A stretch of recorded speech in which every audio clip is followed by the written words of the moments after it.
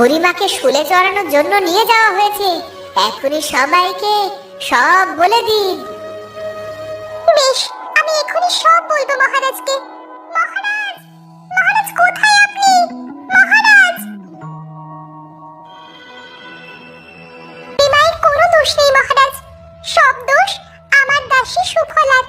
সেই আমাদের সন্তানকে চুরি করে তার ভাইকে দিয়েছিল। বুড়ির কুকুরের তাড়া খেয়ে সে আমার বাচ্চাকে রাস্তায় ফেলে চলে যায়। পরে বুড়ি তাকে দেখে, ওর কান্না দেখে মায়া করে বুড়ি তার বাড়ি নিয়ে যায়। তার শাস্তি এখনই থামান। ওহ, তাই বুঝি? তুমি এসব কি করে জানলে? আপনি বোধহয় ভুলে গেছেন মহারাজ, আমি সব পশু পাখির কথা শুনতে পাই, তাই বুড়ির কুকুর সব বলেছে আমায়। তবে তো বুড়ির সাথে অন্যায় হয়ে গেল। আমি এখনই ওর শাস্তি মাফ করে দিচ্ছি, আর সেই দাসীকে শাস্তি দেওয়ার ব্যবস্থা করছি। তুমি কোনো